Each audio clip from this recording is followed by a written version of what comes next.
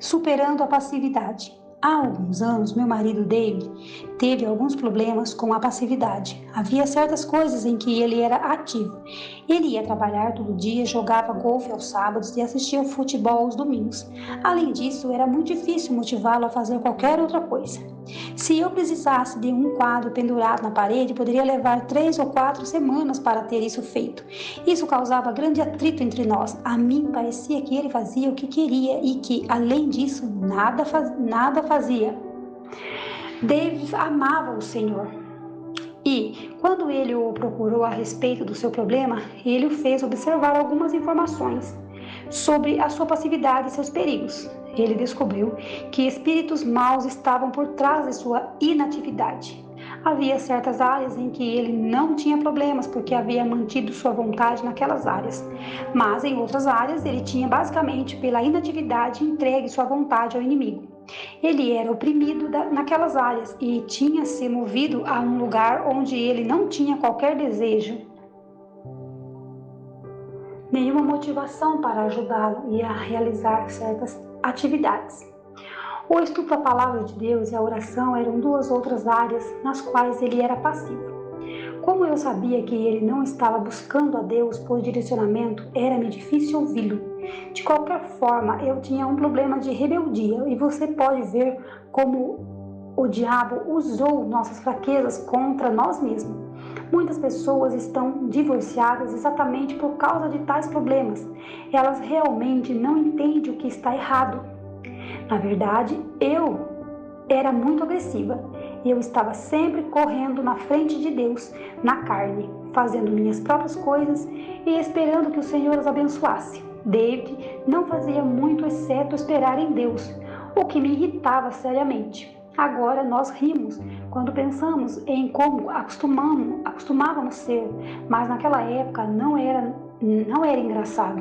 E se Deus não tivesse chamado nossa atenção, poderíamos ter sido mais uma daquelas estatísticas de divórcio.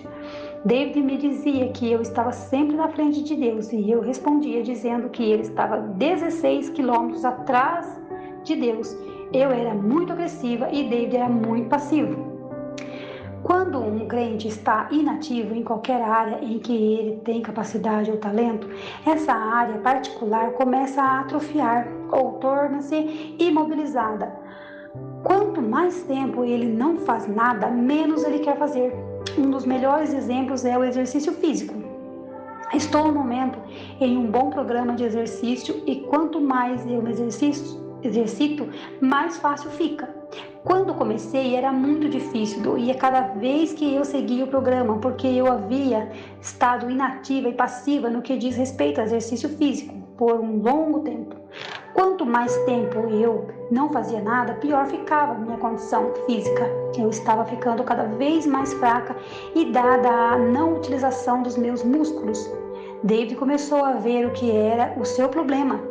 Ele estava lidando com espíritos maus que o estavam oprimindo por causa da sua inatividade de longo termo.